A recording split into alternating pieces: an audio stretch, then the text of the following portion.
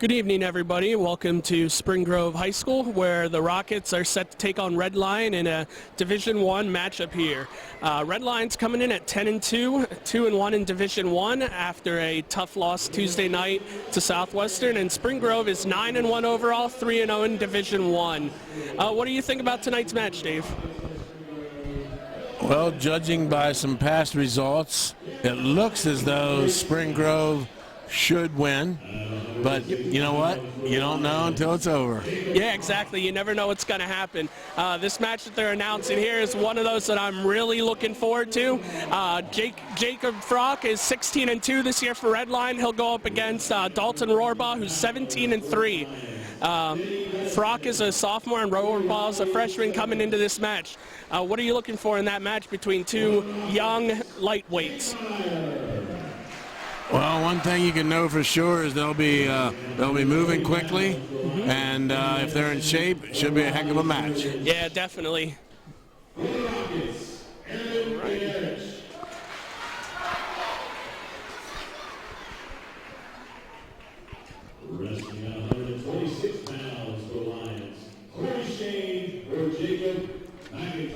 All right, looks here at 126 for Red Lion's either going to be Jacob McIntyre, Corey Shane, and they're going to go up against Hunter Miller. That could be a decent match there depending who comes out, but Miller's coming in at 16-5 early on. This could be a really interesting match. We'll see how Spring Grove's really recovered from losing a lot of good wrestlers last year. Obviously, you know, they lost Mason Bensel and Zach Klingen and, you know, Michael Hartman from last year's team. But, you know, you'd never know they lost those guys based on their record this year, and just the fact that they have a lot of freshmen and sophomores coming in and have been very, very productive so far.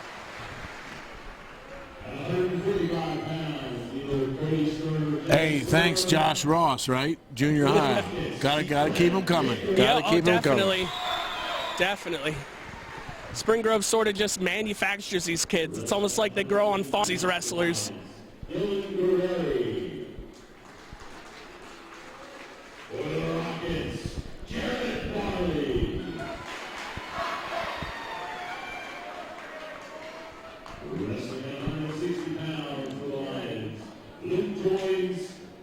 Looks like we're up to 160.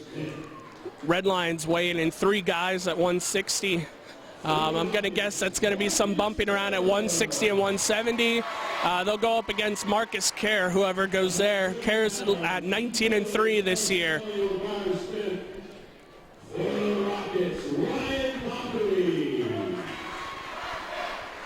Both these teams were ranked in the last District 3 power rankings. Red Lion was down in the lower half of the first part of it, and Spring Grove came in second.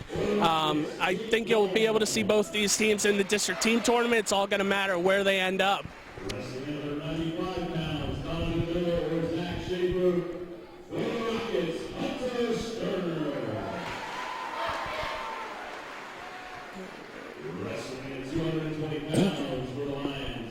There's a couple things that can make a difference this time of the year, especially during the flu season. Yep. Most people don't like to use it for any excuse, but the reality is there could be 1 or 2 or 3 kids not feeling very well, and depending on how you match things up, sometimes, you know, you never know what's going on, and a match can get interesting. Yeah, that happened last week with Red Lion. They were missing Jacob Frock and Riley Saradich from the flu in their matchup against Central York, and it came a very tight match. They ended up only winning by 1 point. So, I mean, the flu is pretty nasty. I'm still recovering from it myself here. And that can be deceiving, like you said. They say, hey, they lost, they beat Central by a few, but who knows what the circumstances are, and it's a new night, and yeah, you got to wrestle to win. Yeah. Yeah, it looks like we're going to be starting at 285 here, but we're going to take a quick break here for the national anthem here.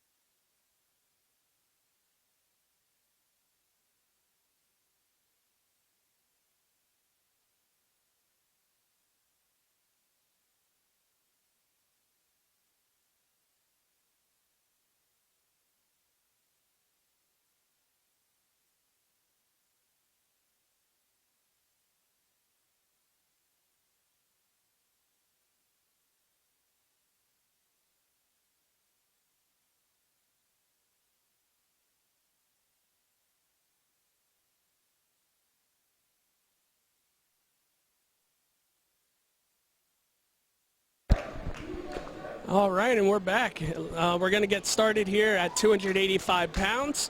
I think that plays right into Redline's wheelhouse because they got Jared Shell going there. 13-4. He's one of the better heavyweights in District 3. And then they'll go right into 106 with Jake Frock. It's going to be very key for Redline to get some bonus points in these early bouts.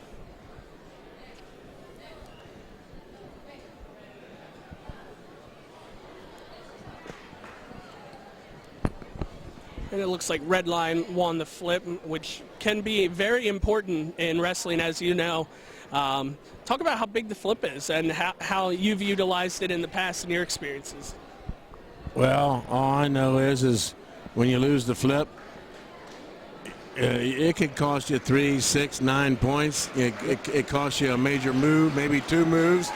Yep. And for you people out there that don't quite understand what it's all about, it's either odd or it's even. Yep. You win the flip, let's say you take odd. You got to send your guy out first. Or somebody has to send out first, according to whether they're even or odd. Yeah, so it can make a big difference. Yeah, sometimes in those toss-up matches, it can be a major difference in the points there. You got to show your hand, and sometimes they'll just give you the 6 points. But right here at 285, we got Jared Shell for Redline against Spring Grove's Cubs. They're just around here to start. Shell's trying to work in a little arm hand control.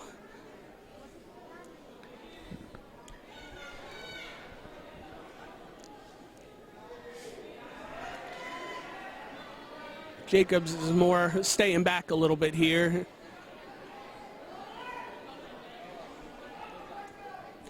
Let's see who makes the first move here. And Shell's in deep on a single, and he gets the takedown for 2. Early 2-0 lead. And they're going to go out for a restart here.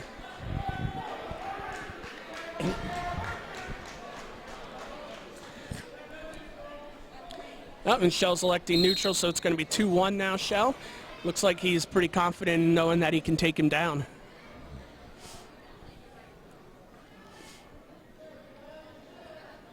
That last shot he got in there rather easily. We'll have to see if he leaves himself open again. Yep. Both these guys look pretty light for heavyweights. Looks to me like we got a counter wrestler there on Spring Grove's part. Well, there we go. He just had to turn there. It looks like he might get him here with the half after a nice deep takedown. He's got about 20 seconds here to get the 6. Can he hold him down? Jacobs is doing a pretty good job fighting off his back here. Got 11 seconds left in the period. Will Shell be able to get the 6? He's holding. 2 seconds, and looks like we're going to go into the second with Frock up 9-1 once they get those points up there.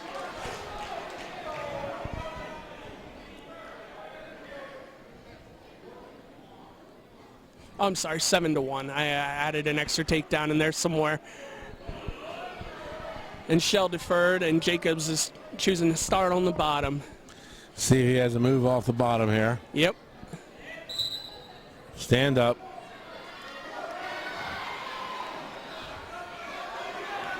Right back to that single leg. He turned around and just grabbed that leg. I don't know if he wants to reach back like that. No. Shell almost made him pay for it. Almost put him on his back there. For all you viewers out there, usually when a guy's on the bottom, if you see him reaching back, a lot of times it makes it a lot easier for the guy to put him on his back. Yeah, that's always one of the things. If you start reaching back, everyone on your bench is going to be yelling at you not to reach back. Don't reach back. Don't reach back. Looks like Jacobs got up there, and now we got a 7-2 matchup right here.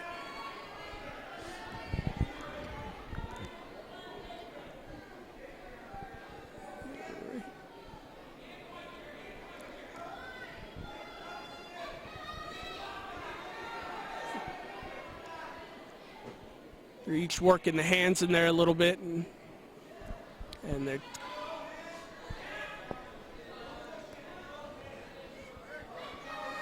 looks like Shell's trying to set up that single leg again. And we get a restart.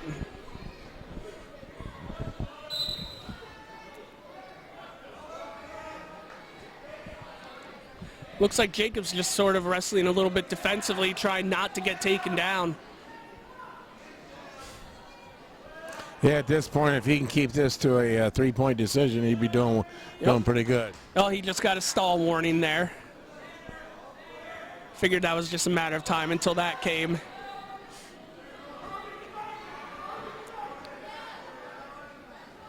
Still 7-2 right now. Shell is leading Jacobs at 285.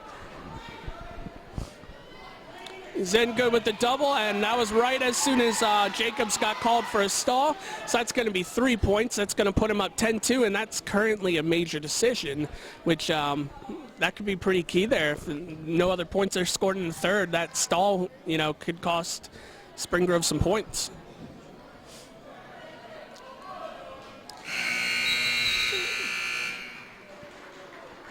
And the end of 2 periods, Shell is leading 10-2, and he'll select down to start the third here.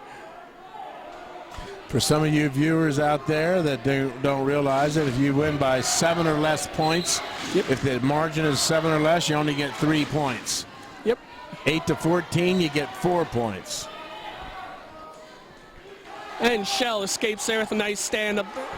It's 11-2 now, he leads. He's currently got that 4-point major decision. So we'll see if he can keep pushing on and try to get that extra bonus points. And a nice single takedown, and he got the pin. Jared Shell puts Red Lion on top, 6-0 with a pin in 4:26 here. And we're now on to 106 pounds. Red Lion sending out Jake Frock. And Spring Grove sending out Dalton Rohrball.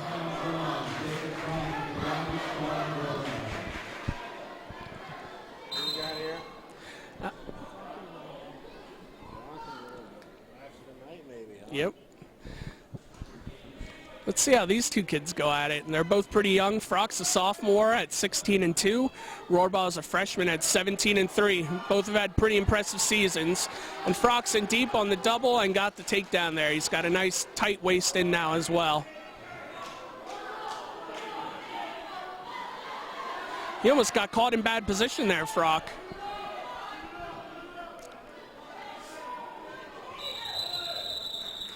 And they get a restart in the center.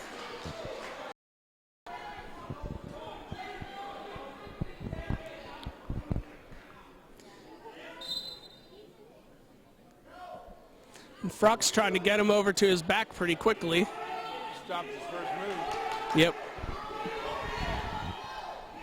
Usually if the top man can stop the first move, he usually has him for 15-20 seconds before they can regain a starting position. Now he's up. Let's see what he goes with.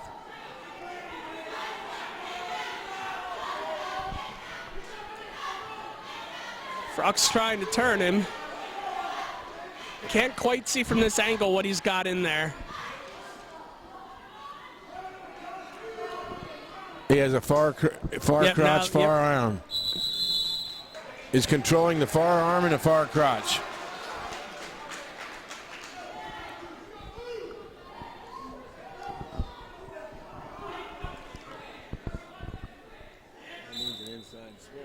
Yep. Yeah. And Frock does a nice job staying behind there on Rohrball's switch attempt.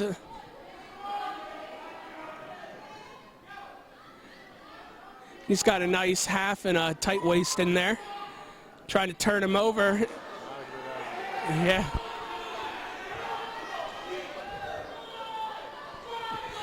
About 15 seconds left in this period. Frock is currently on top 2-0. And Red Lion as a team is up 6-0. Tough getting around those long arms of his. Yeah.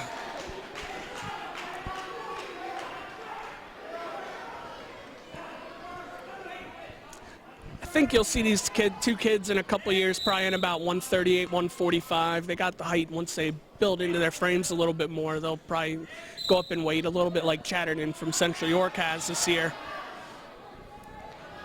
And we're down to the final 3 seconds, and it looks like Frock's going to maintain that 2-0 lead after 1 period. Spring Grove has the choice, and he's going to defer. And red line's taken down.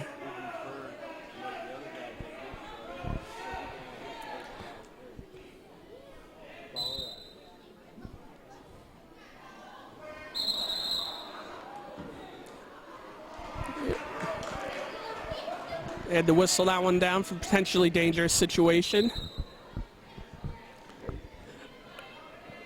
Looks like Rohrbaugh's struggling keeping him down. That Frock has a pretty nice stand-up move. He might actually get 2 here. He's just got to slip that head out. It looks like he's got a little bit of... Looks like he's trying to work his leg in, but he's not going to get it. And he's got a cradle, and he's going to... Oh, I thought he was turning him. He does have that. Oh, now he doesn't. No points yet. Still 2-0.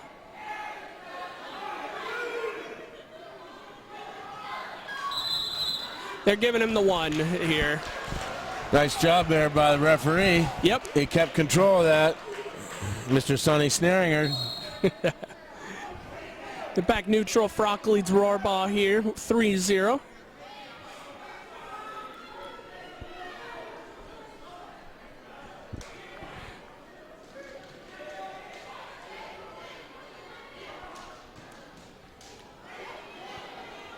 And Frock's in deep on a single. And Rohrbaugh's trying to fight it off here. Changes it to a double, and he's close to 2, but Rohrbaugh's doing a nice job of just hanging on. He's hoping to get the stalemate call. Stalemate. Oh. And he got him. I think Rohrbaugh gave up there because he was starting to go towards his back. That might have been a wise decision. And Frock builds his lead to 5-0 now with about 30 seconds left in the second period.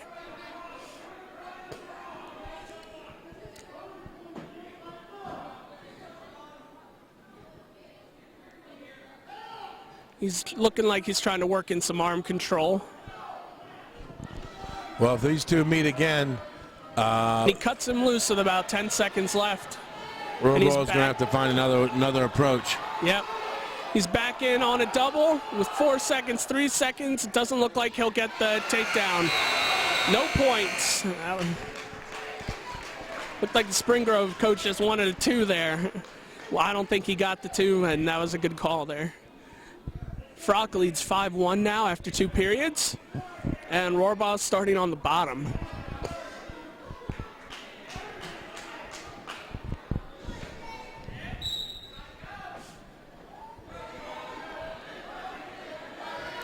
He's not getting that initial. He's not getting any power off the bottom there. He has him completely stymied. And each time, it looked like on each restart, Frock's been going towards a different move every time. He's been keeping Rohrbaugh off balance there. Yeah, he's keeping that center of gravity. He's right in the middle of his body. He's not letting him go either way. He's trying to turn him.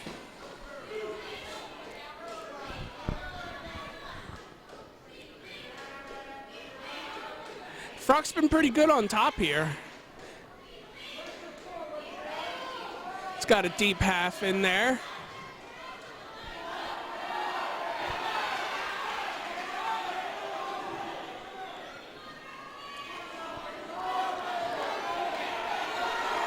Spring Grove faithful won a stall call here on Frock. Looks like he's trying to work a quarter Nelson on Frock's neck. Stalemate call. And no, keeping control there with Frock. So we got 58.8 seconds left. Frock still leads 5-1.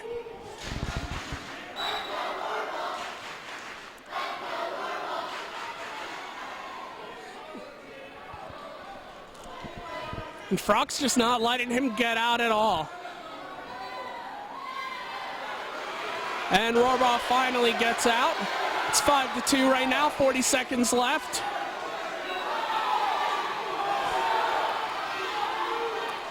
And they won stall calls there on Frock, but they're not getting it. Frock's trying to work that single a little bit. He's looking for some funk action. Yep. Another stalemate, 19.8 seconds left. Frock still leads Rohrbaugh 5-2.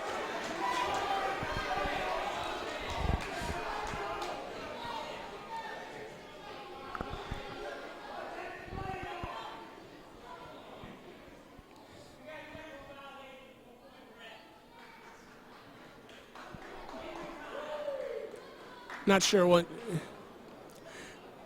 they awarded. 1 point to Spring Grove. Not sure what happened there. What happened there? You know?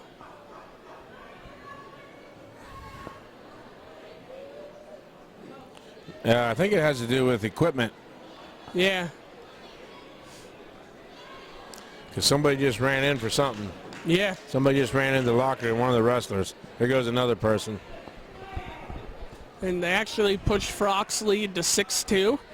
So, not sure what the ruling was on that one.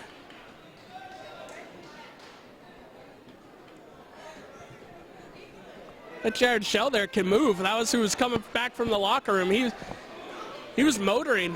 Now they changed it back. It's 5-3 now. That's what I thought was what they called. It's 5-3 Frock with 19.8 seconds left. A takedown for Rohrbaugh, and they're going to overtime.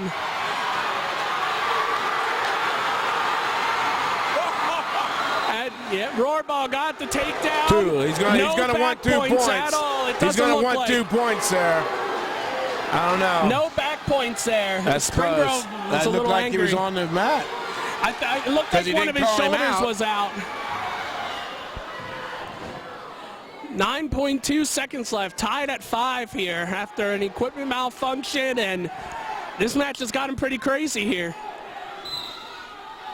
Frock's trying to get up. And no back points. Frock nearly escaped, but they're going to overtime, tied at 5. Frock was one of those kids last week with the flu. You wonder if a little bit in conditioning is catching up with him and a little fatigue. Frock's in on a single. He let him in. Good defense there by Rohrbaugh. Now Frock can turn and come out the back. He can get that too. He's going to try to get a stalemate here. He's going to call it.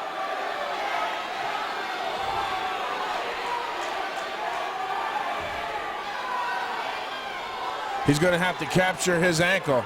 He's going to have to capture Frock's ankle to stop this. He's trying to turn. Yep, they got stalemate. Stalemate call, 27.6 left in overtime. And if it comes to it, if we get to the rideouts, Frock scored the first points. But Rohrbaugh's in deep. He's looking to try to get the control. And he gets a takedown. What a match. Yeah. That just might swing momentum right back to Spring Grove after Shell's pin at 285. I tell you what, the referee kept his composure there. He did a nice job there. I'd just be curious in seeing what that 1 point was for. Was it an equipment malfunction or, Not sure myself. I don't know. It kind of looked like he know. wasn't himself right there and it looked like the ref looked at it and was like, But he must have said something that didn't rhyme. Yep. And we got Jake Meyer for Spring Grove here, and it sounded like Denny Dennison for Red Lion. Dennison is a freshman. He's 7-3, and Meyer is a freshman as well at 15-8. So we got 2 other young guys down here. And Meyer's in on a double. Dennison's doing a nice job defending, but he gets the 2. He's got to get that arm back out.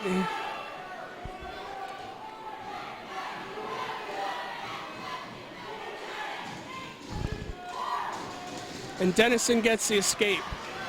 So now they're going to go back to center here. And Meyer's in on another takedown and gets it, and he's looking to run that. Nice defense by Dennison. He's not going to get turned over. He looks pretty confident out there, doesn't he?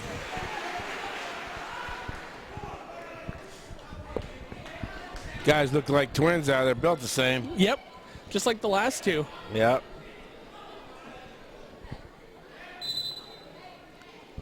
(4-1). Meyer leads Dennison here early. And Redline's still up on in the match, 6-3. Dennison's trying to work that switch. Couldn't quite get that other leg in there to get the turn.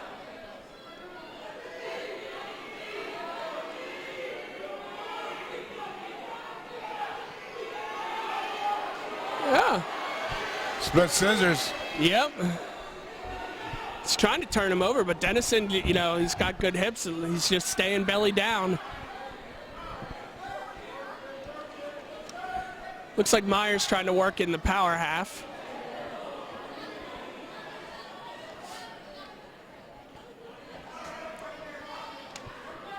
(20 seconds here left in the first, and they're going to call stalemate. We'll restart with 19.2.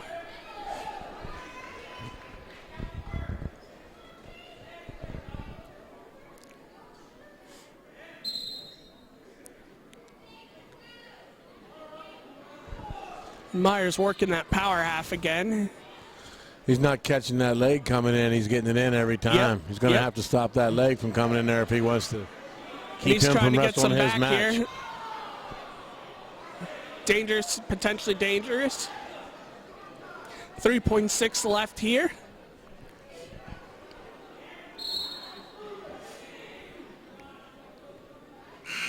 And after one period, Jake Meyer leads Denny Dennison 4-1. And Dennison's going to defer, and Meyer's taking top. Don't see that often, a wrestler take top. He must be confident that he's just about ready to turn him and get some back points or a pin. I'm going to work that leg in there and try to turn him. Yep, he's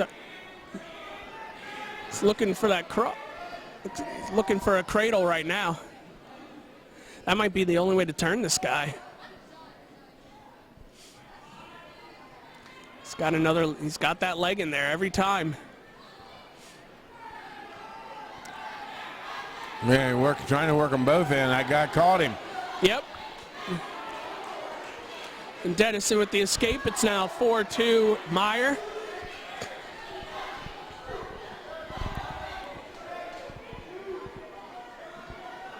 Dennison's got to eventually become the aggressor here. Down 2. They're working on wrist control here. They're battling, hand grappling.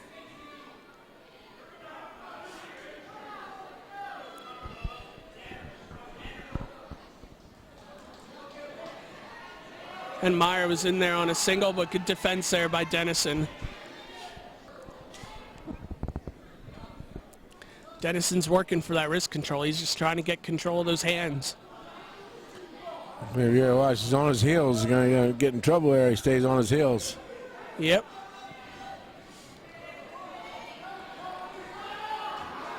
Good defense there again by Dennison.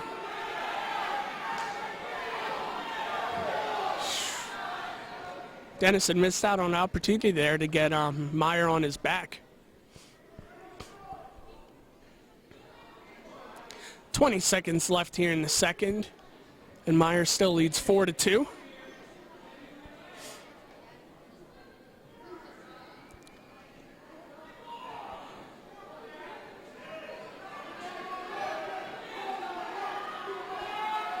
Dennison gets that 2, and he ties the match up with about 2 seconds left in the period. That was a big takedown there. Oh, Redline's choice. Yep. There's the advantage of making sure you have your choice the last period by deferring. And it looks like Meyer's going to elect to go neutral, so that puts Dennison up 5-4. He's giving him the point. And Meyer goes right in, and Dennison again with good defense. Well, he thinks he can't get out and can't hold him down, right? Both. Yeah. And Dennison again in on that same move, as Meyer just didn't quit on that single when he probably should have given it up.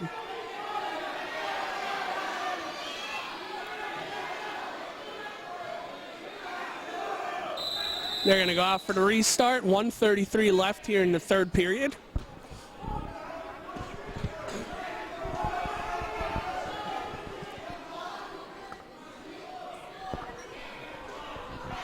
And we got blood time on Dennison. Not only does he have to take him down, but he has to hold him down. Yep.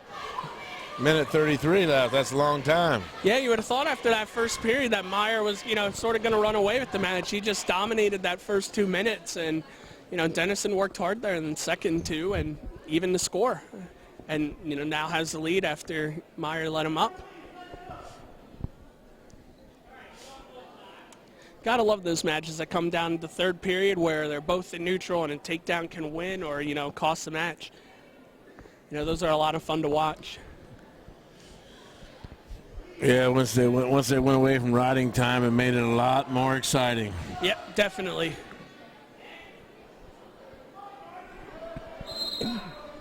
And we're back here. Minute 30 left in the third period. We'll reset it here. Red Lion's Denny Dennison is leading Spring Grove's Jake Rohrbaugh 5-4 at 113 pounds, and Red Lion leads on the scoreboard as the team 6-3. And Dennison got warned for a stall, and there's a minute 10 left. We'll see if that comes into play here down the line in the last period. And Meyer's in again on that single and just won't quit, and they call stalemate. It looked like Dennison was trying to set him up for the good old cement. 59 seconds left here. Dennison continues to lead by 1. Spring Grove wants a stall there, but it looks like Dennison's going for the turn. He's got that near side cradle. He's got to get that head into the side. He got the takedown. He got the 2. He's up 7-4 now. He's trying to turn, but the biggest thing here is just keeping that grip. You don't want to, he's too far over. He might get into trouble here. You got 20 seconds left here. If you're at Dennison, all you do is just hold on. You hold him in this position the last 20. You don't have to try to turn him. You've got it. Just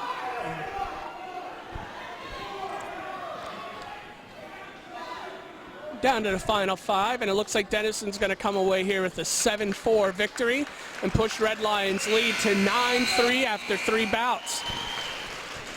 Those last 2 matches were pretty interesting. The guy who jumped out to the lead, didn't end up winning the match. It was pretty good rallies there by Rohrbaugh at 106 for Spring Grove, and then Dennison at the last match. It's almost like they're both 1 move away, a 1 move difference. Yep.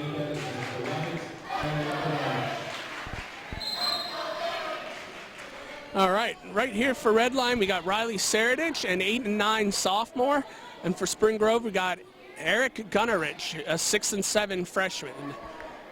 So 2 guys slightly under 500 and young as well. And it looks like Gunnerich gets the first 2, looks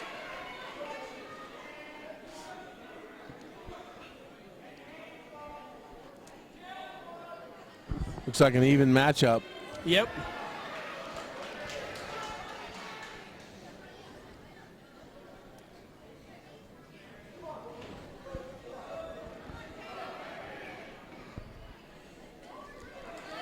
He's trying to work in the cradle.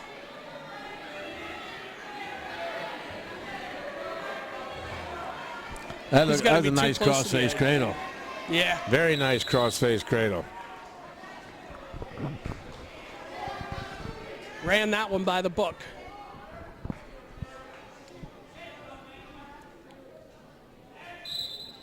A minute left here in the first period. And Gunnerich remains on top 2-0. But Saradich has that leg there. He just kept moving. Looks like Gunnerich is going to remain in control, though, and might get some back points. Yep, he's getting back points. I'm not sure what that hold is, but he has him for back points. Not something you see all the time. Yeah.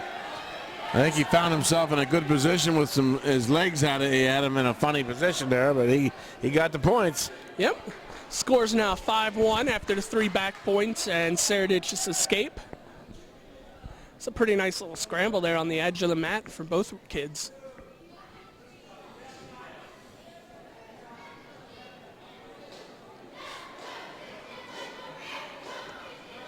Final 10 seconds here. Serdich just looking to try to get 2 here to get this close. If he can peel that arm, he can spin around. Final 2 seconds. And Gunnerich leads 5-1 for Spring Grove after 1 period. And Gunnerich will defer. And Serdich is going on the bottom to start second.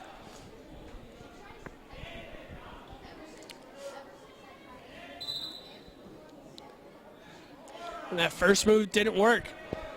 When you don't get that first move in, that takes a lot out of you because then you're belly down and you got to work back up to your base and try it again. And it's especially tough after spending that first period there, you know, fighting off your back. Serdich is looking to get in here and try to get an escape or a reversal, it looks like.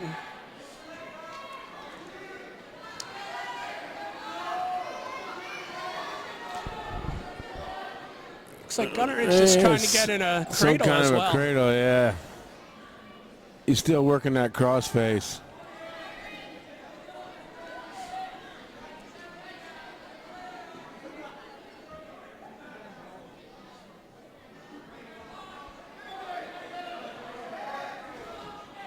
Looking for a Peterson.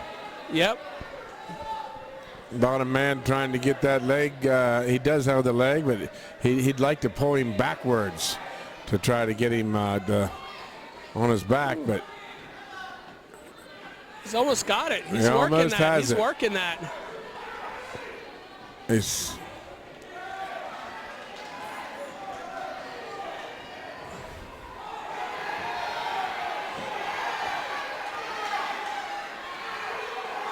now he's just got to get that head out. 25 seconds left in the period. And he gets the head out. Nice reversal there. He just didn't quit there. That was, you know, he was stuck in that position for a good minute, and Serdich just did not quit. It looked like he was trying to use some kind of a stack cradle there, didn't he? Looked like he was trying to stack him inside there. And then it backfired on him a little bit.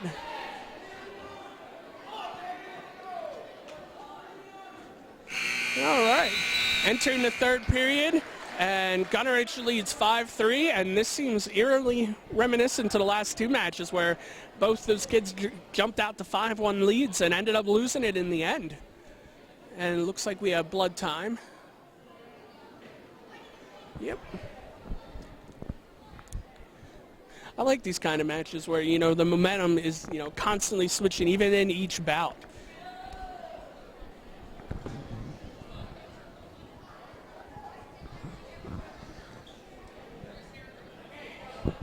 Yeah, the fans have to be delighted. There's plenty of excitement in the wrestling. Yep.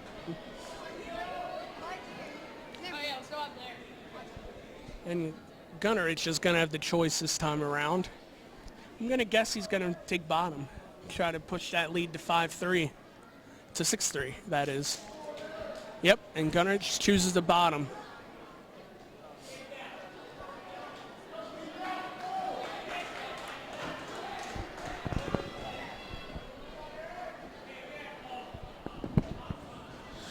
See, it's funny to see when you start seeing blood nowadays.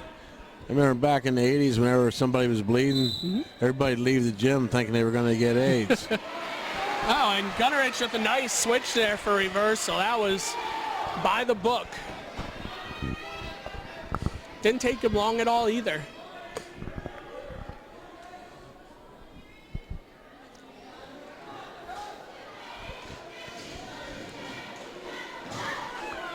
Looks like he's just putting all of his pressure weight down on the one arm.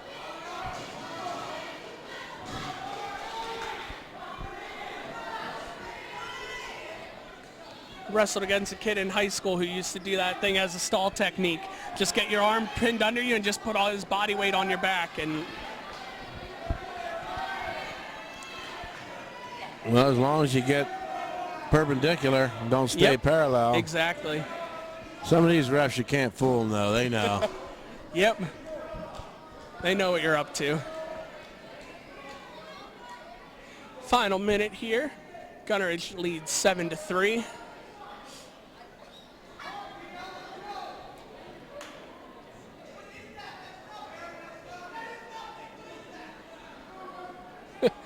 Spring Grove coaches are yelling at him, what is that? That's nothing. That, you know, looks like Gunneridge is just doing whatever he can to hold on at this point. Yeah, I think he's satisfied just taking the win. Starting to get out.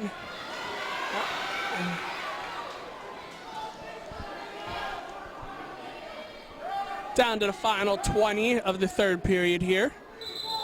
And they're calling a stalemate with 20 seconds left. Gunneridge still leads 7-3.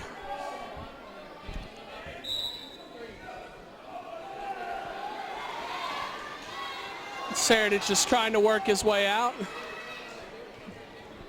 Gunneridge just isn't letting him out, and he gets him back over. Oh, he got his tilt. 2 points. Got 2 on it.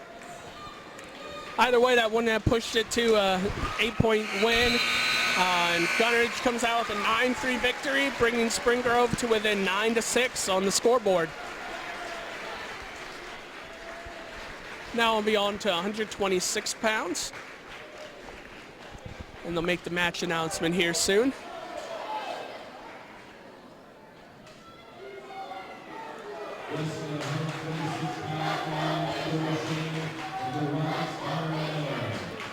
Right, it looks like Corey Shane for Red Lion. He's a 9-7 sophomore this year. And Hunter Miller for Spring Grove. He's 16-5 as a senior. Shane got in there on a single, but they went out of bounds. Tell you what, I'm looking over this roster for Spring Grove. There's not a lot of seniors on there. They got a young team. Yeah, both teams are pretty young. Very young. You see a lot of 9s and 10s in there. Nice defense there by Shane, battling off Miller's. This time Shane's in, and Miller battles that one off.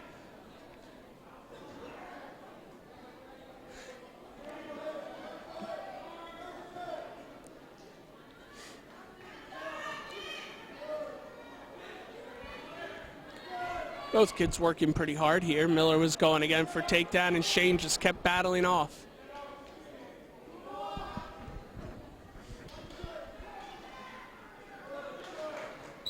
And they're out. Restart with 55.8 seconds left.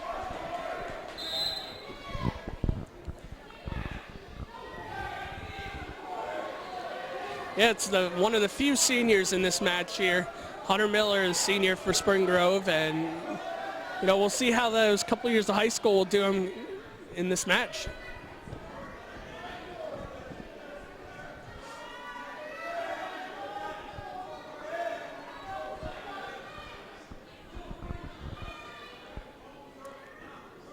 Looks like he's trying to work in a quarter Nelson there.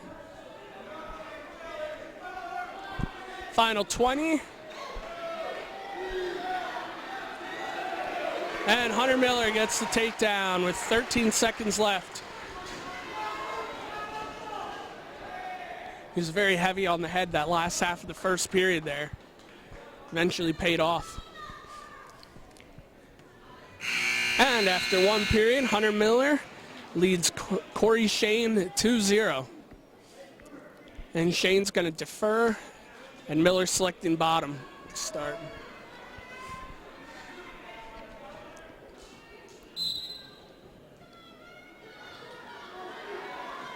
Miller's really working in that switch, but Shane was doing a pretty good job keeping him in check.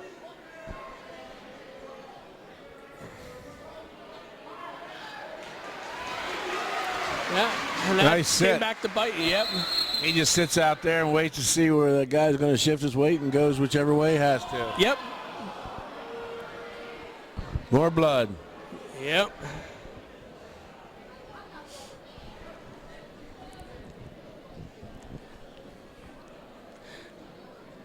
Several Spring Grove kids have been using that switch, and it pulled it off pretty nice.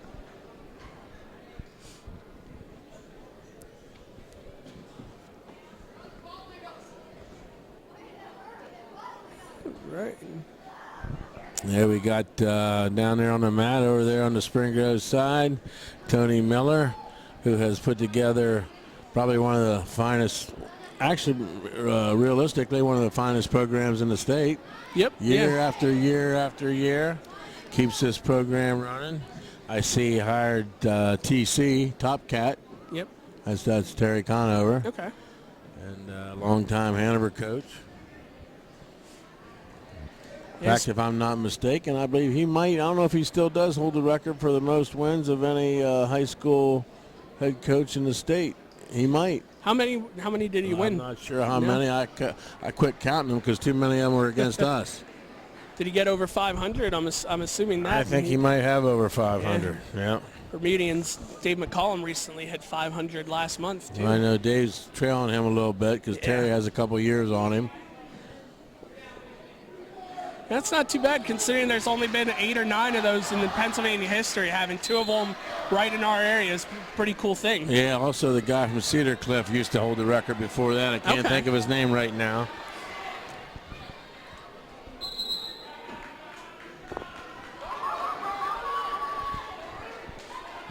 Miller remains in control, up 4-0.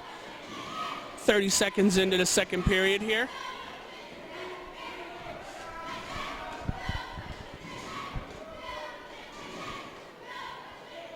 He just keeps that tight waist in there.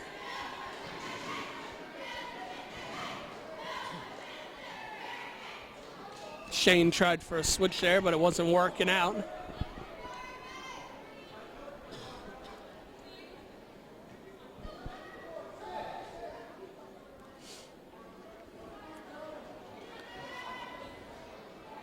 Miller continues to control a little bit. He's got a leg in there.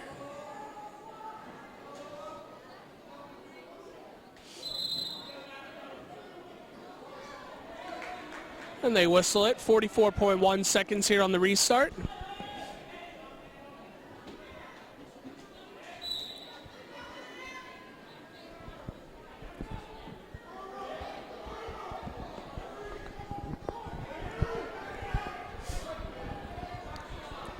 Not a whole lot going on.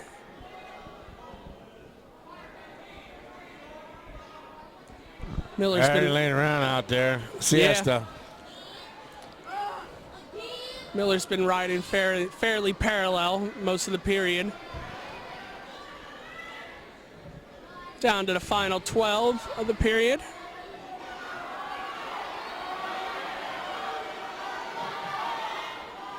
And down to the final 3. He's running that bar, putting it on his hip and going with it. And Miller's going to enter the third period up 4-0 over Red Lions' Corey Shane. And Shane's going to go down the start here looking for some points. I don't know. He didn't get out that whole last period, did he? Nope. Took down again. Well, he was on top the last one, and Miller was able to reverse him with a pretty nice switch early on.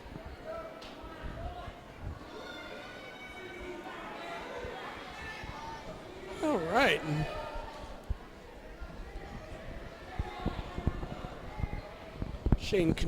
Miller continues to control. He's trying to work in that leg and that bar again.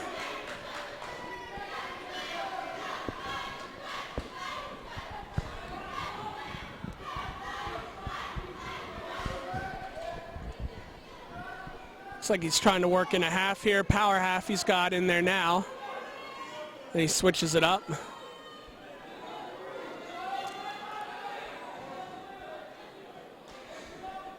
Minute 5 left here in the third period.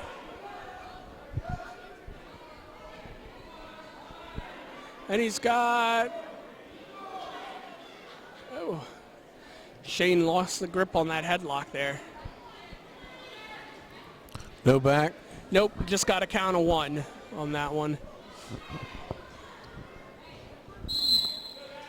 And a reset, 43 seconds left.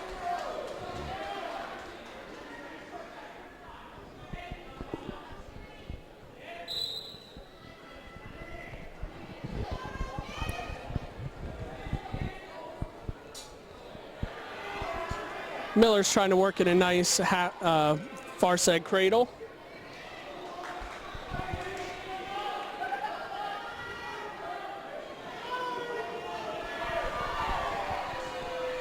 Final 20 seconds here.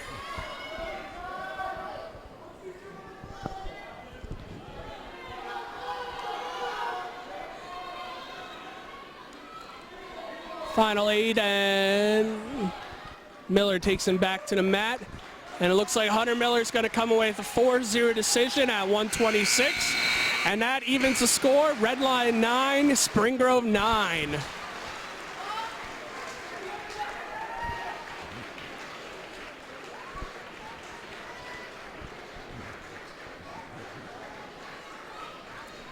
All right. Now we're going to move on to 132 pounds.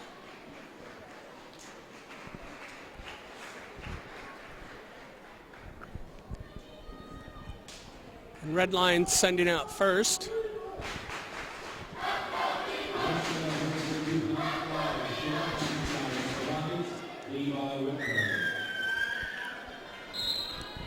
And we got Levi Whitmer out here for Spring Grove. And Whitmer is an 18-5 senior. I did not catch the Red Lion name. He's working the Spladle, it looks like. Oh, yeah. Yep. And Levi Whitmer with a pin in 18 seconds off the Spladle. You don't get those very often.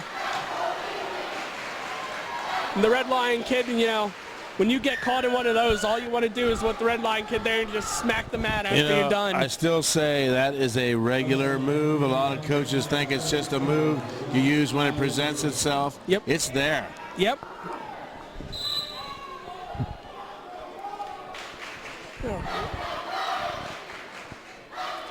And we're at 138. Kyle Zumbrum's out for Spring Grove. And waiting to hear Red Lion. But Spring Grove's up right now in the team score. Took their first lead, 15-9. They've won 5 of the 7 matches so far.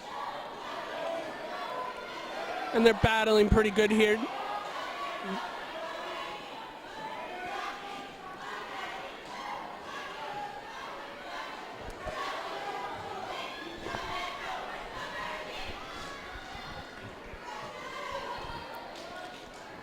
Is this Baker? No, a Zumbrum.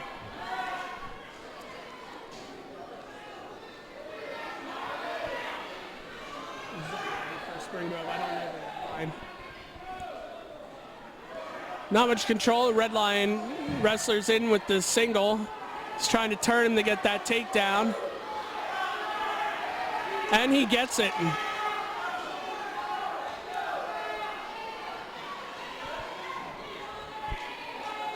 And he's working, turning him to the back. 40 seconds left here in the first.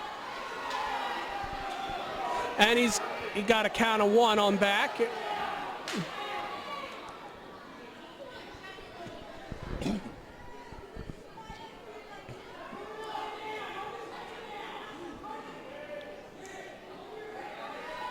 He's trying to work that cradle yet, and he just slips out there. He didn't have it tight enough in. Final 12 seconds of the first. And Jesse Sturmer's been the one that's been wrestling here all year, so not sure if it's him for Red Lion. But Red Lion's got a 2-0 lead here after 1.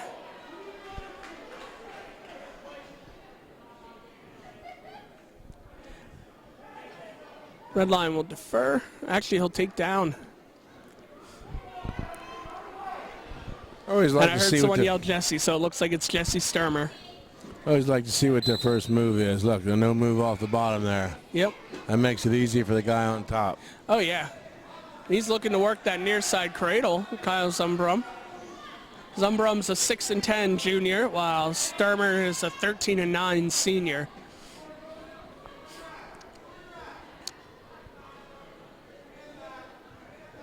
This could be a pretty big match for Red Lion. They've got to get some points here, get back into it.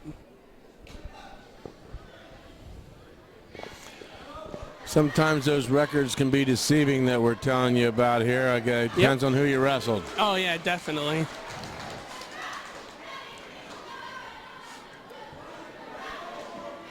And Sturmer's up 4-0 now in the second.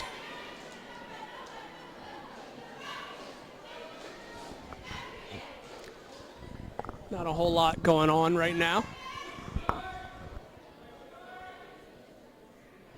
He's got a leg in there. He's trying to get that second one in there. And a restart. 50.3 seconds left in the second period. Sturmer leads 4-0.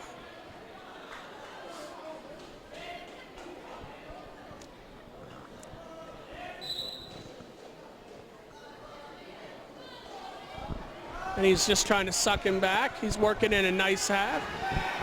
And he's getting back points.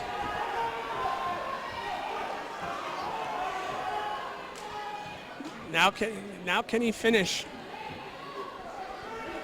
He's got him back over again on his back. He's already got the 3 back points, but he's got 25 seconds here to try to get the 6 for his team.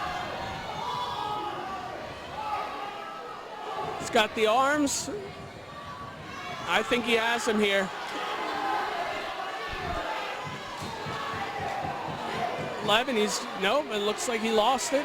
Final 7 seconds here. Looks like Zumbrum's going to battle off his back enough to get in one more period.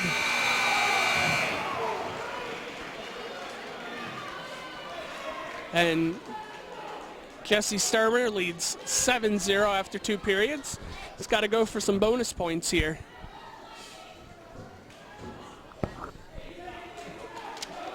Okay. And it looks like Zumbrum's taking top here.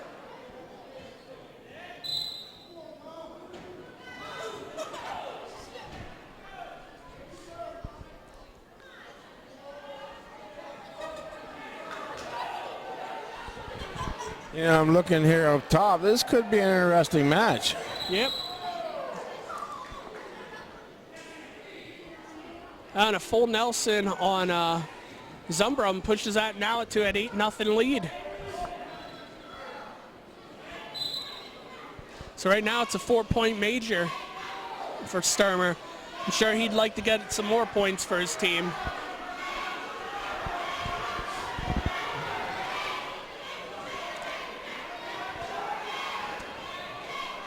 Sturmer's trying to get back up to his feet. Zumbrum just took him right back down. And Sturmer's got him in a headlock. Nice reversal there by Sturmer.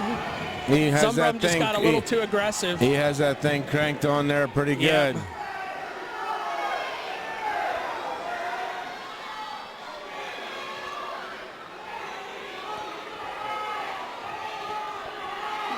You don't want to lean back too far because he can just take your momentum and turn you right over. He's got a good 50 seconds to sort of sit in here and try to get that.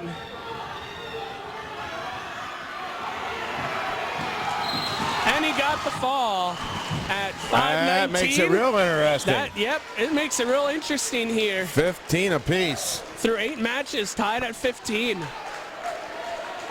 This is getting good. We'll find out who we have here.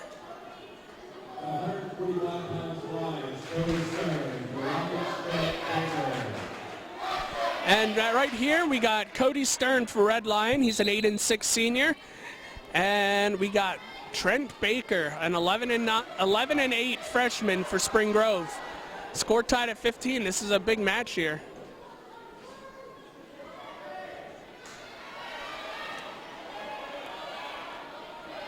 Baker's trying to get that cradle, get him right to his back.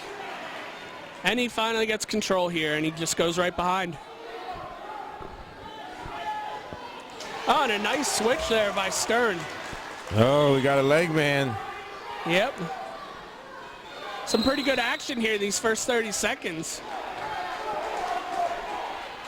Nice takedown there by Baker, then, you know, a by-the-book switch there by Stern.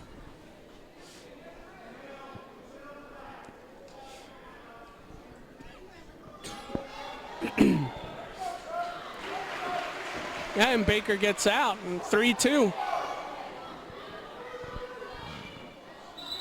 And a restart. 107 in, and Spring Grove's Trent Baker currently leads 3-2. And that's going to be a caution there on Spring Grove. Little shrug. He's trying that shrug. Yep.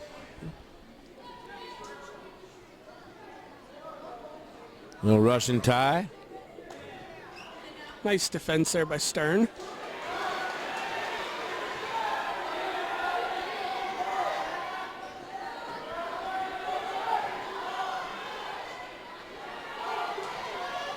And he gets him a headlock. He got it.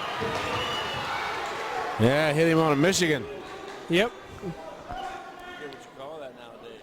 Something new.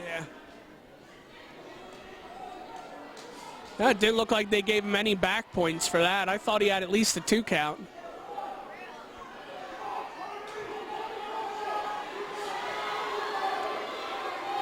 And Stern's trying to get him over. Just sort of walking to the head. Final 6 seconds. Can he get some back here? It doesn't look like it. He'll run out of time here. Oh, he has that bar in there. Oh, saved by the bell. Yep. No points. And Cody Stern leads 6-3 after 1 period. A lot of points there in the first period. These matches are, pretty fun.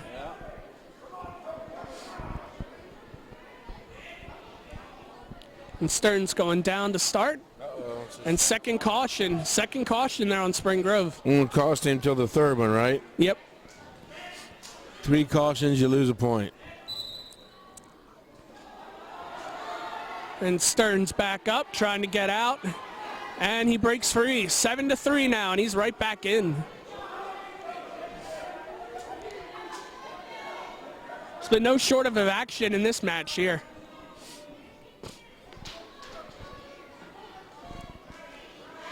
And they're tied up. It looks like Stern's trying to get him into the same position that last time. And Baker in with a nice single.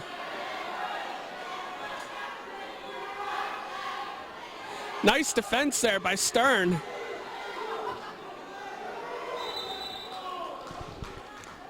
That's some good defense there by Stern to even turn the tides and almost get the takedown.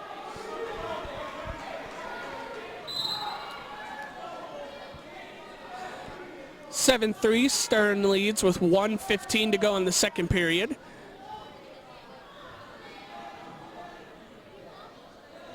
And Stern's driving in there. He's got a single in.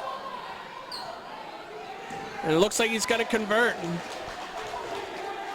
And he is now up 9-3. And I think now's the time you start looking for those bonus points and even the pin.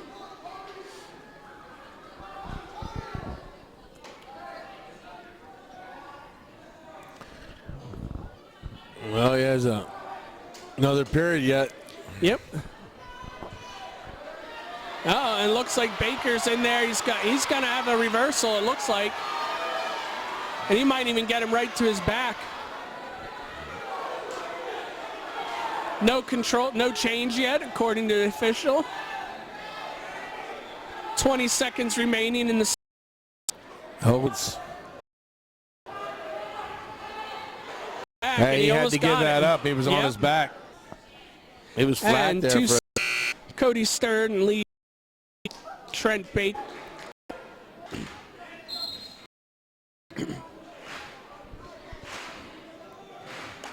He's looking for the power half.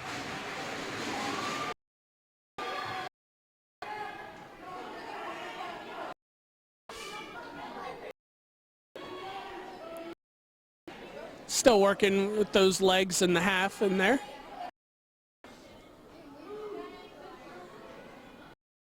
Minute 30 left here, 30 so far in the third. And Stern's trying to get him over.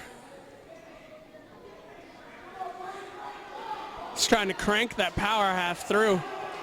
He's almost got it. He's starting to turn him, looked like.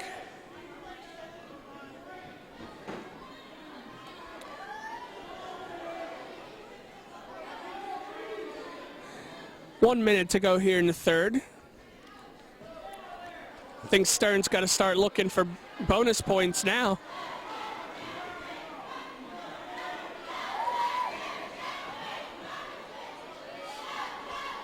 .45 to go here in the third.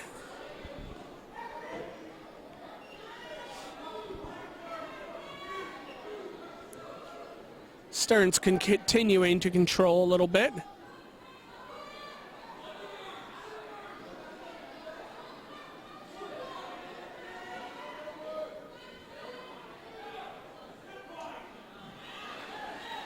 And the escape for Baker. 17 seconds left. Stern leads 9-4. Hey, 5-point move would tie it. He should be. Yep. 5 seconds to go. It looks like Red Lion's going to be back in front. And Red Lion retakes the lead with Cody Stern's 9-4 decision at 1:45.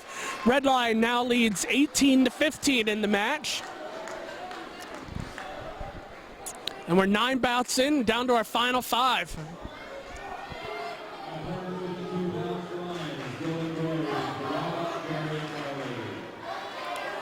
Right, Dylan Guerri is here for Red Lion. He's a 15-6 sophomore. And Jared Barley, a 10-13 sophomore, is out here for the Rockets.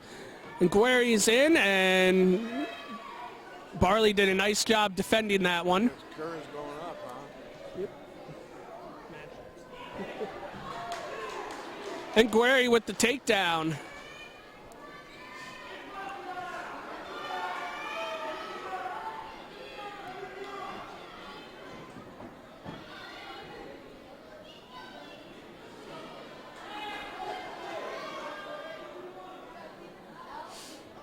Guerri's trying to get the leg in, but couldn't get it around.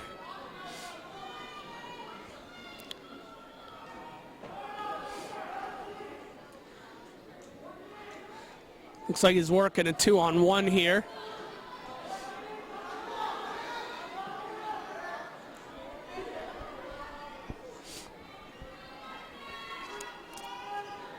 Minute elapsed so far in the first period. Guerri leads 2-0.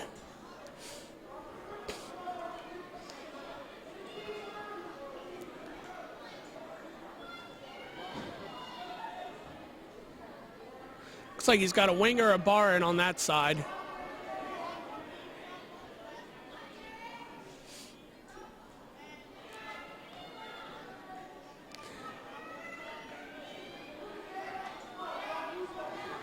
Final 30 seconds here, the opening period.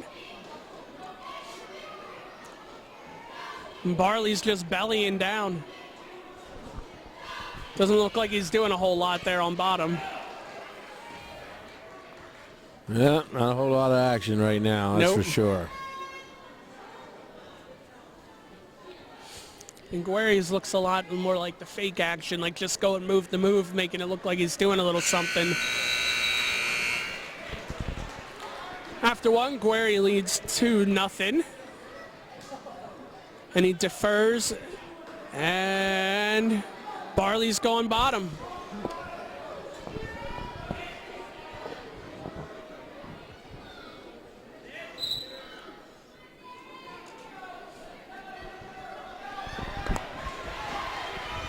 And Barley escapes here to start, 2-1. Little Gazzoni out. Yep.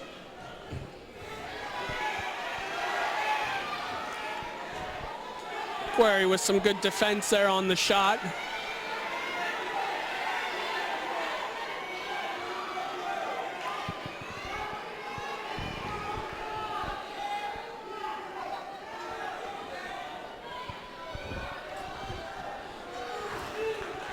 And Guerri with the takedown. He gets the 2. This is a big match right here. Yep.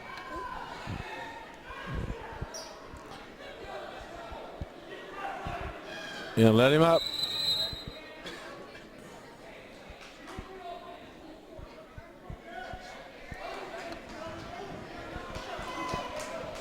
Right, and we get a restart here in the center. Guerri leads 4-2 midway through the second period. Barley, yeah.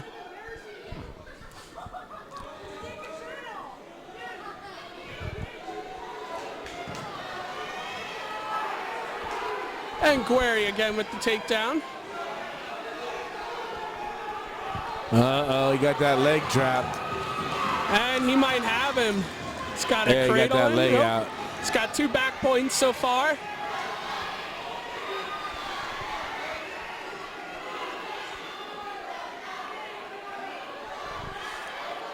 He's still got that cradle in.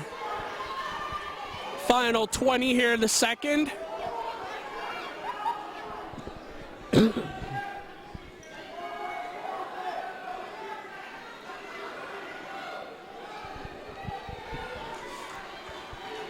And he gets 2 back points to go up 8-2 with 4 seconds left here in the second. And that's the end of 2. And Dylan Guerri leads Jonah Barley 8-2.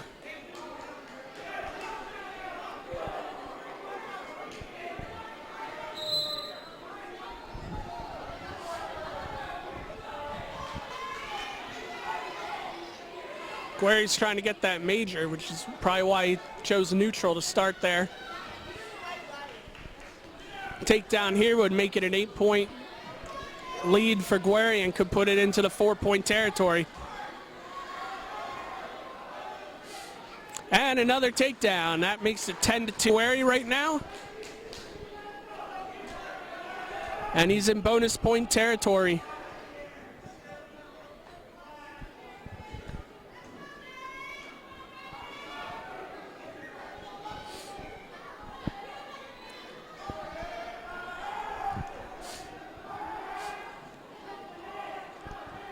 He's got both legs in there and trying to work that power half. Several Red Lion guys have been trying to use that tonight, that power half with the double legs. And he's starting to get him over.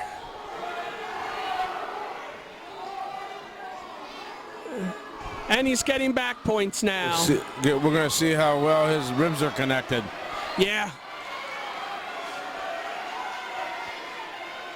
And 2 back points pushes it to 12-2. 35 seconds to go.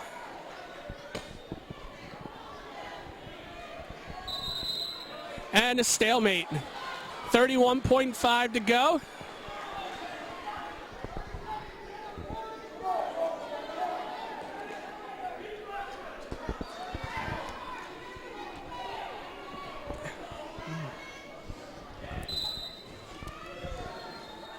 Guerri continues to control there on bottom.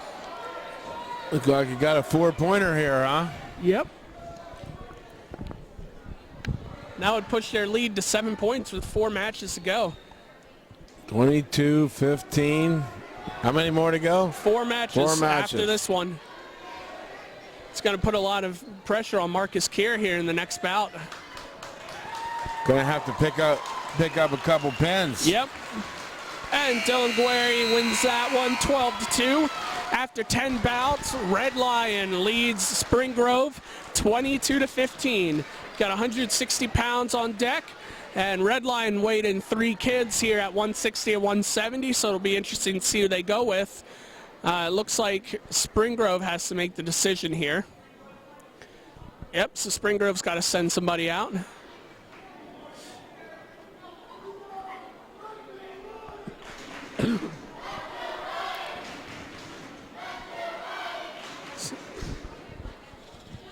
I guess they're not sure.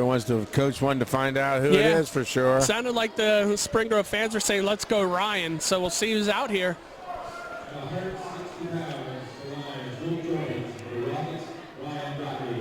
Yep.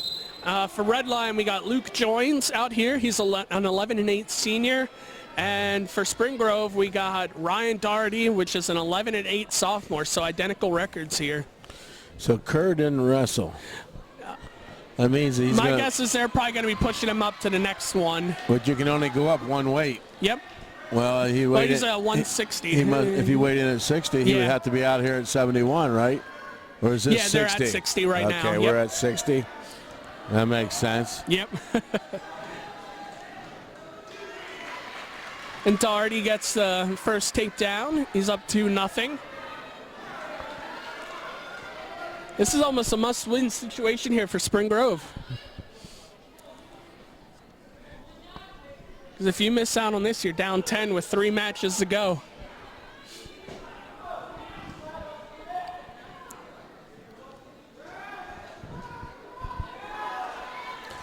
See, I guess Doherty had to wait in at 60. They have him listed here at 70. Yep.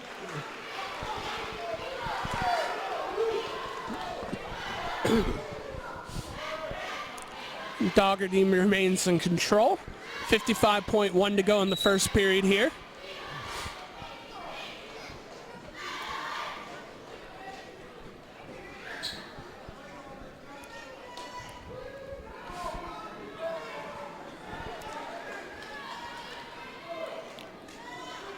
He's trying to work in that crossface.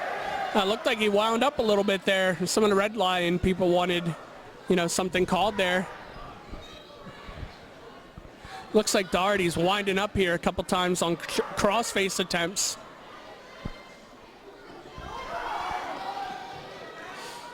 Final 15 or so here in the first period. Doherty continues to lead 2-0, and he's trying to turn him.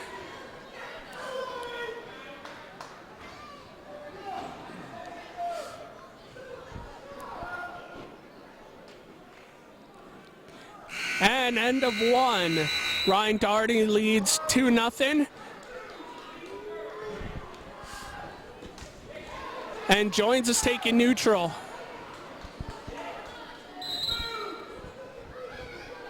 Red Line coaches didn't hesitate to give him that signal. It looks like they want to try to even up this match with the takedown. And Joins is in there with a single. Doherty's doing a nice job battling it off with Whizzer.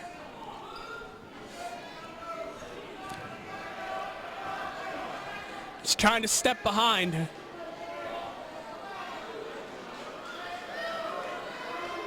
And he gets a takedown. It gives Doherty a 4-0 lead.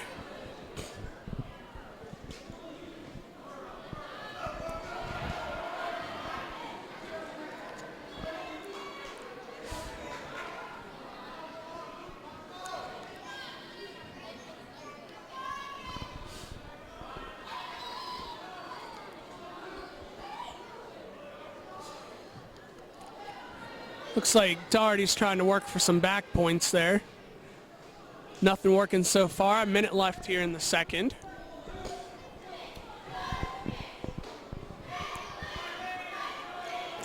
Stall warning here on Joins on the bottom.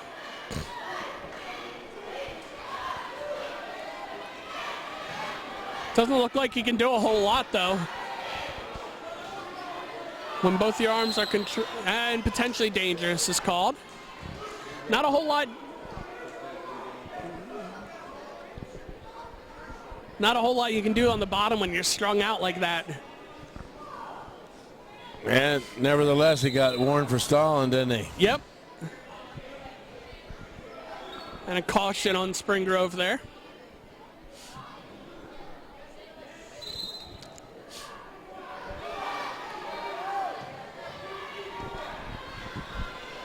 And Joins really trying to get out. Just wasn't quite able to get out. 20 seconds to go here in the second period. And they're resetting with 15.5.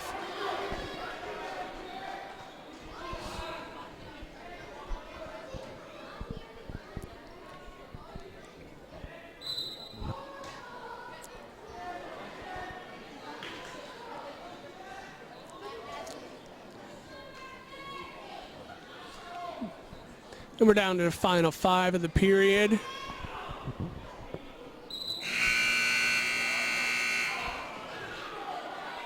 And we're going to enter the third with Doherty leading 4-1, and he's selecting bottom to start.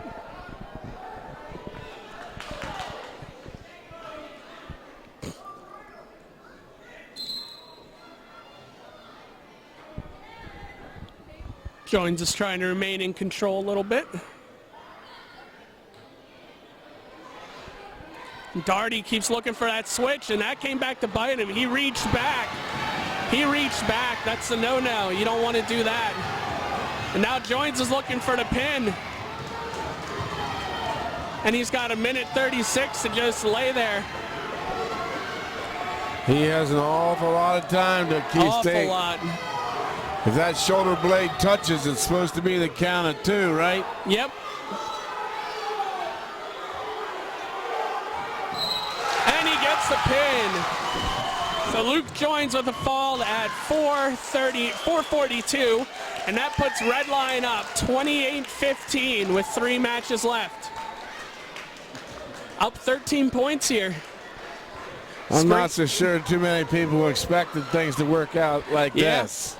Yeah, Spring Grove's got to win these last 3 matches, get a pair of pins to even have a chance.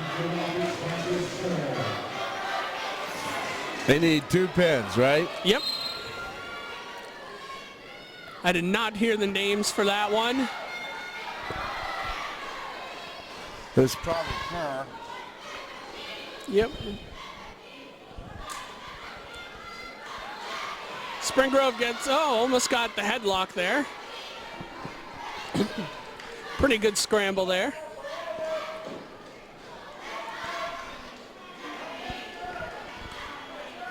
Well, you're definitely going to see some people going for the pin right now because they got to have 2 of them. Although tech fall would work too. He's up 4-0 quick. Yeah, that's true. Yeah, they can still win it. He's just got to keep working, going, switching from Need 1 near fall points. to 1. And you can't spend too much time even waiting there trying to pin him.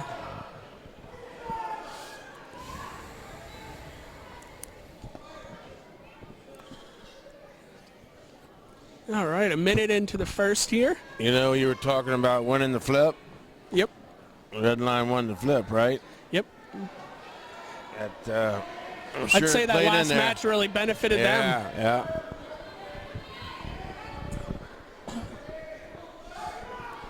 Here comes the cradle. And he's working in the cradle.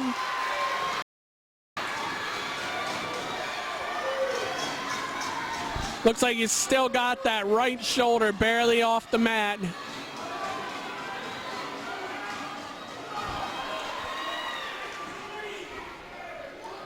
A 7-0 lead. Still 20 seconds left here in the first. That's case in point there. He's got to look for the bonus points. As soon as he realized he didn't think he was going to get him, he let him go and tried to get right back into that same cradle.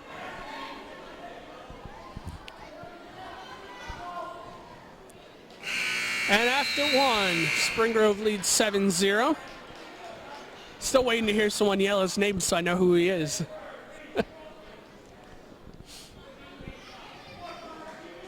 Kerr. I hear people saying Kerr. Okay. Is that who you're talking about? Yep. Talking about the other Yeah. It looks like it's Marcus Kerr for Spring Grove. He's a 19-3 junior this year, one of the better wrestlers at his weight in District 3.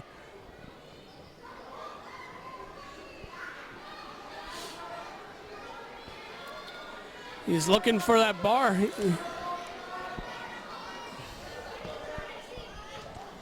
Good defensive work by the Redline wrestler just to clamp that arm down and look away and try to get the other way. It's going for a half.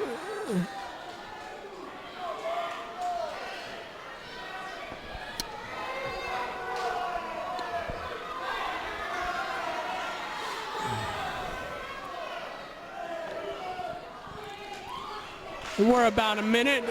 I'll tell you, these red line guys, if these guys can avoid getting pinned, Yep. or like you say, tech fall, it's there, they win. Yep.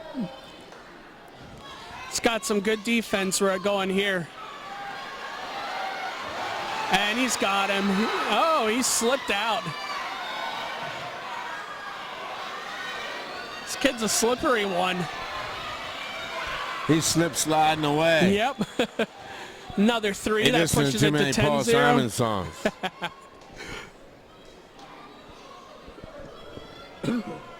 Or it's 50 ways to get out of a pin. Yep.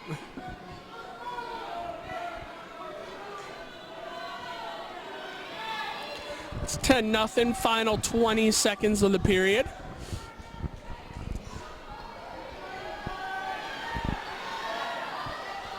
Tell you what, he gets too many points too quick. He's going to end up with a tech fall. Then the other guy definitely has to get him. And he's got back points, 2 seconds, and he doesn't get the fall. But he's got the 3 back points, which puts him up 13-0.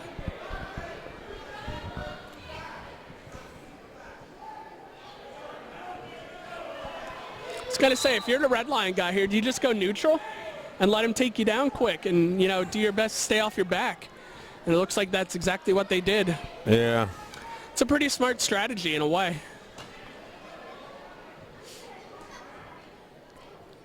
But for Kier here, he's got to look for his move. He's got to be patient and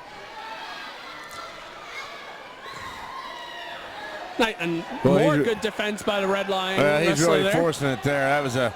He went for that double leg from way out with he was forcing that one. Yep.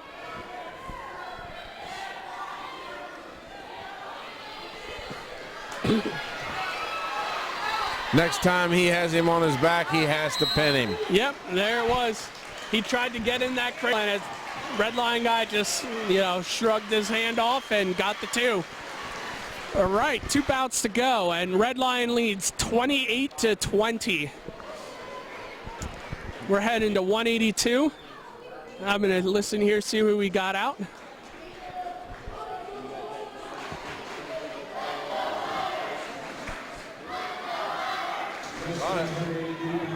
Figure that out. This is going to be a good one here. For red line, you got Zach Schaefer. He's 15-6 as a sophomore this year. And for Spring Grove, you got Hunter Sterner, 19-2 as a senior. All right, senior against sophomore. Yep. Pretty good record for the 2 kids here. Like I said, it depends on who they wrestled, you know? Yep.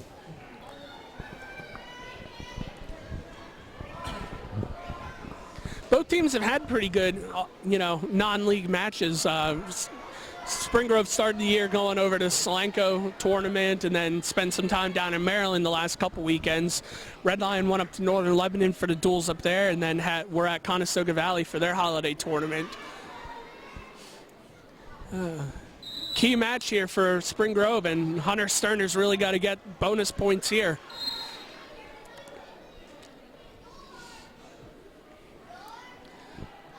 This has really been a scrap iron effort from both teams out here tonight. Both battling and, working for every point they're getting. Looks like Hunter might have a bad elbow. The way that thing's taped up, looks like he may have hyperextended it. Okay. That might be something to look out for.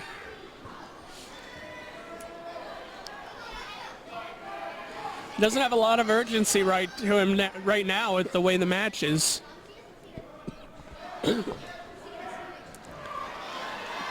Oh, Schaefer almost had him with a headlock on his back, and great defense there by Sterner to keep him from jumping behind.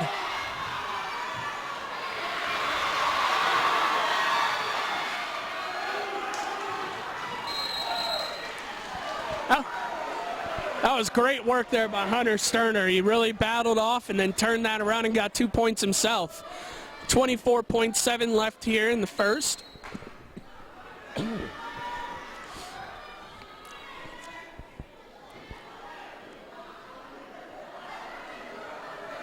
Not sure what's going on there. Looks like he was trying for the ball and chain there. Yeah, I believe Hunter was trying to make the ref think that guy was stalling by not doing anything. Yep. Drew a couple laughs from the Spring Grove student section over there.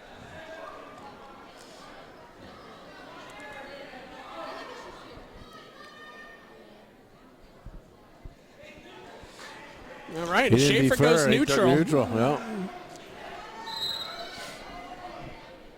2-0 Sterner here. When I was looking at the lineups, I was hoping these 2 kids would match up here. It's a good match.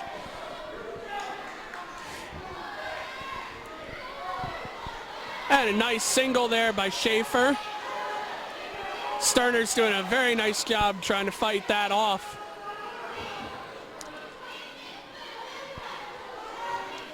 It's got an excellent job there by Sterner to fight that one off.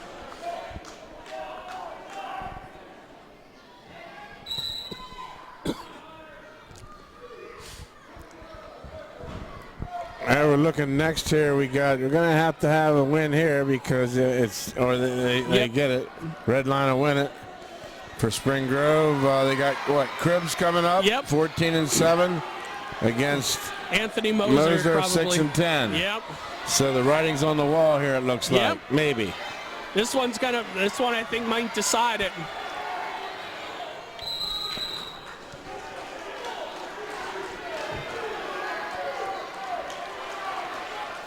.57 left in the period. Still 2-0 Sterner.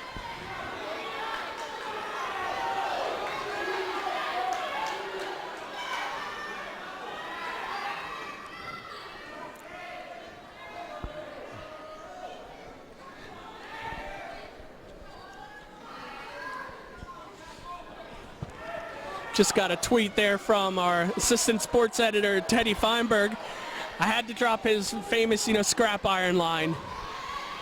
But yeah, it's exactly correct what these two teams are putting out there. Scrap iron efforts. None of them are quitting, neither team. And another restart here, 21.7 seconds left. And Sterner still leads 2-0.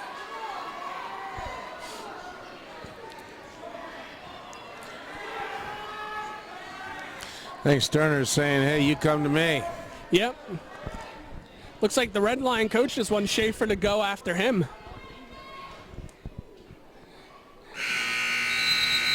And it's 2-0 after 2 periods. And Sterner selecting down. It almost looks like that Schaefer sort of wants to just take this to a 3-point decision loss, and he's giving him Red one. Line coach just want him to go for the kill and get the win. He gave him the escape. Yep. And now Schaefer's being a little more aggressive here, going for wrist control. Tell you what, Sterner does a nice job defending in neutral.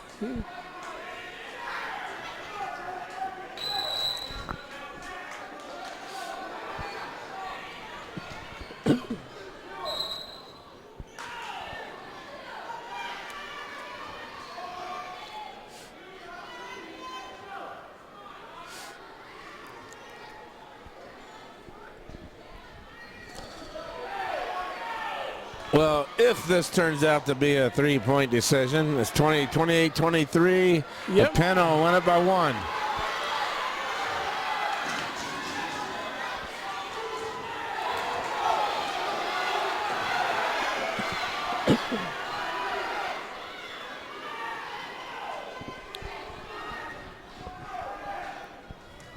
Final minute here, the third.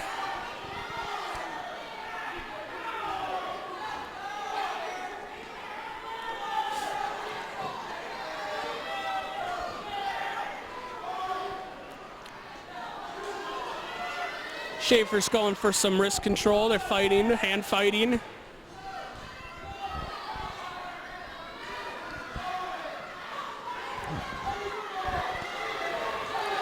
Final 30 seconds of the third.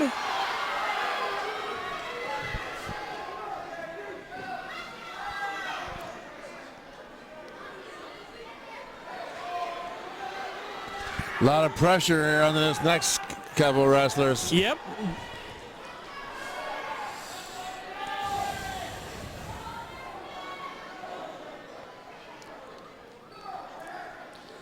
And looks like Sterner's going to take this one 3-0.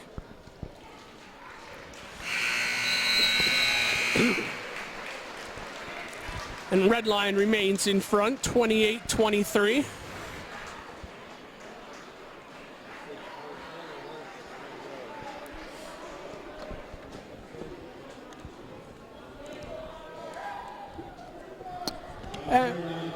We're at 195.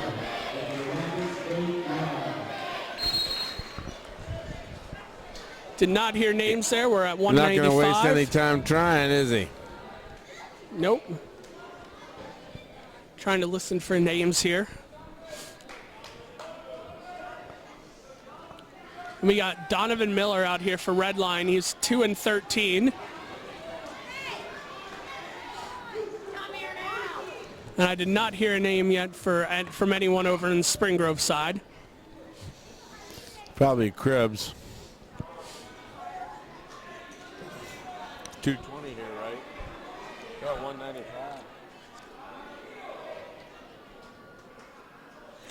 Let's see. Waiting to find out who the Spring Grove guy is, but they're just pretty much circling right now.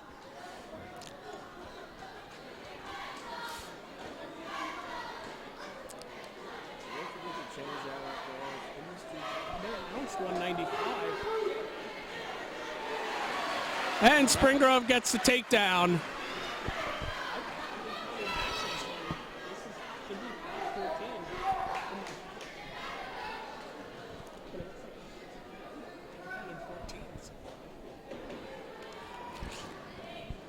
Still waiting to hear Spring Grove call, but he's up 2-0 right now.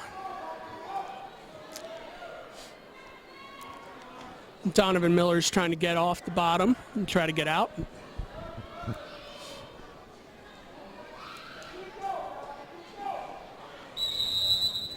And a restart.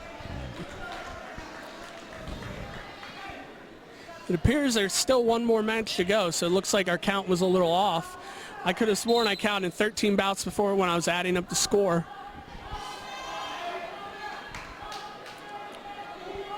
Good defense there by the Spring Grove wrestler to keep Miller down. And he just sucked him back.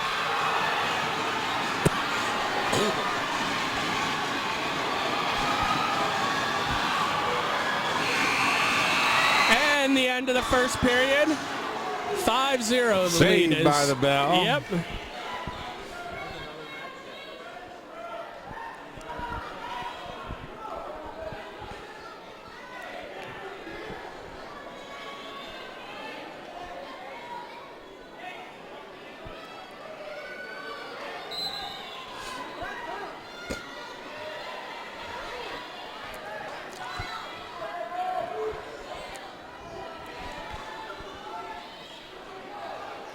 Not a whole lot going on here. The first 10. Spring Grove's back in control, and he's looking for the 6. And he got the pin. Well, you can hear it. That about does it. Wouldn't matter how many more there is. That was the match right there. Yep. That was the match. Actually, I'd even go back a match before and say, Schaefer's reluctance, to really push the tempo really could have cost Red Lion this match.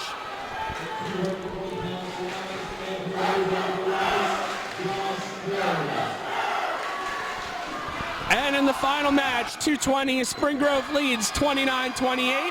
For Red Lion, we got Anthony Moser, and for Spring Grove, they're sending out Joshua Cribbs. Winner takes the match here. That's all it comes down to. Moser 6-10, Cribbs 14-7. Yep.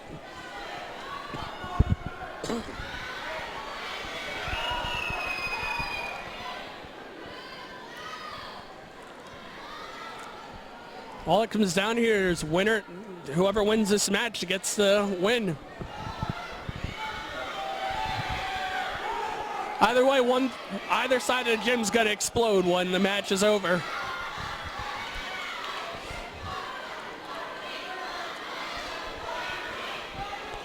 Cribbsy just has to be careful. He doesn't. That guy looks like he's a little bigger. Yep. Looks like he has some weight on him. You don't want him landing on him. Yep. If I remember from last year, Cribbs is definitely a little smaller than, your typical 220s. He's long and lanky, though.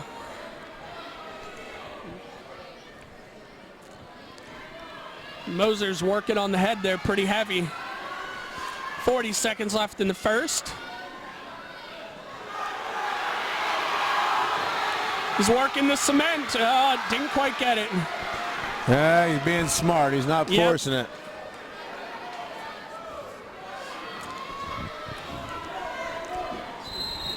It's always one of my favorite moves at a neutral, the goal cement mixer. You plant someone and it's tough to get out from. 20 seconds left here in the opening period. Still no score between Anthony Moser and Josh Cribbs.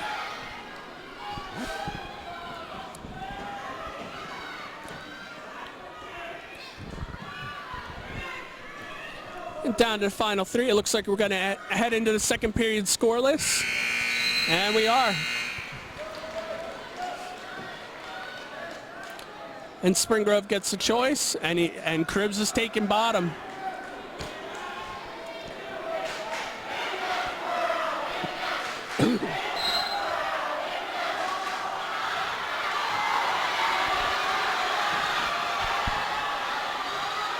Moser is doing a nice job holding him down right now, riding parallel though.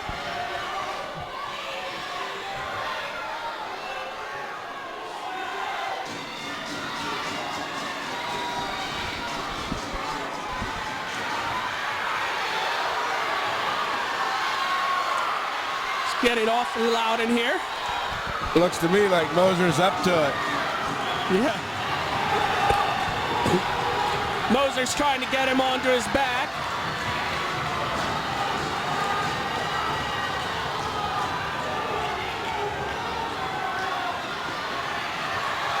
Moser might be in a little bit of trouble here.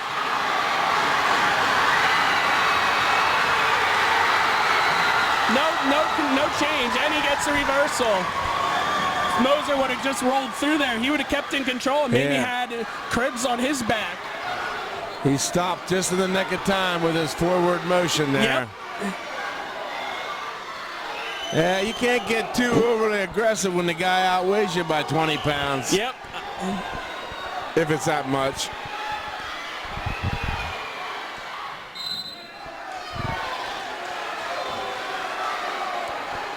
Red Lion Coach Shell wanted escape there. He wanted at least one. 37.3 left here in the second. Getting a point here for Moser would be big going into the third.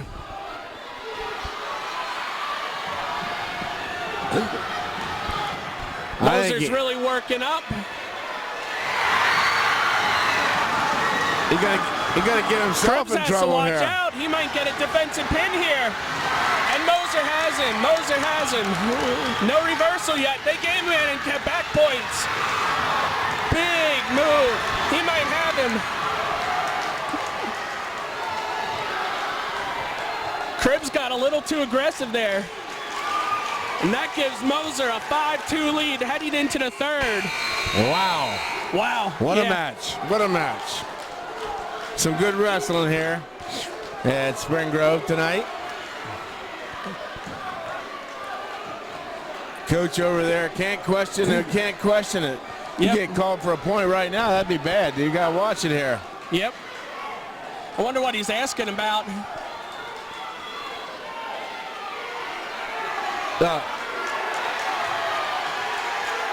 That's a point right there. Usually he let him get away with that guy out in the mat.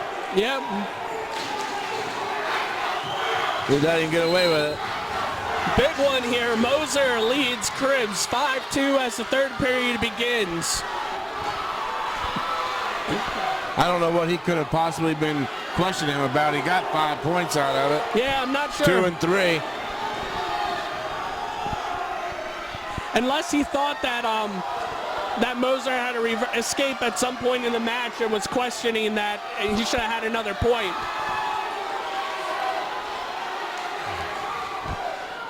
Minute 30 left.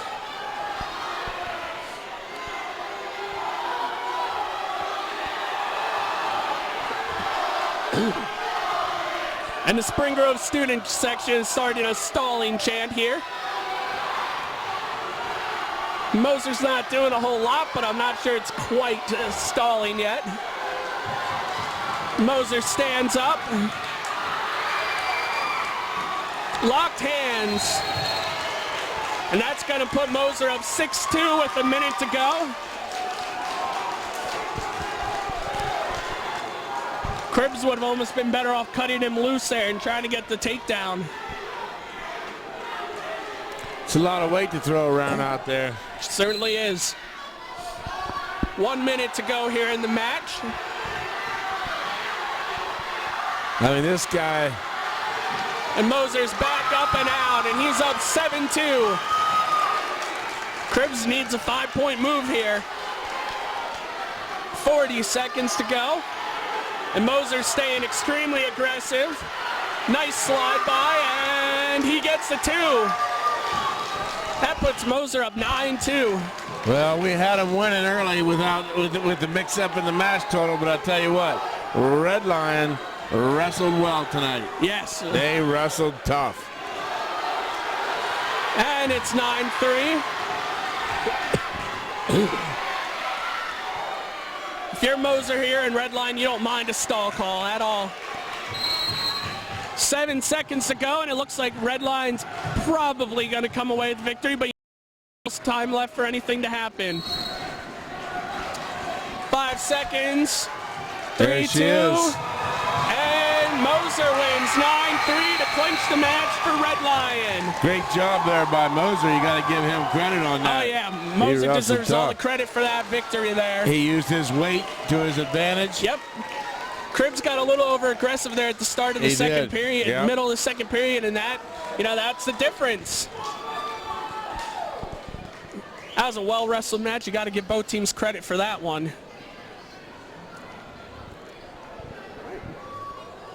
All right, well, thanks for joining us here. Red Lion takes down Spring Grove 31-29. Be sure to check out GameTimePA.com tonight to see Brandon Stoneberg's story and some more coverage from it. Thanks. Have a good night, everyone.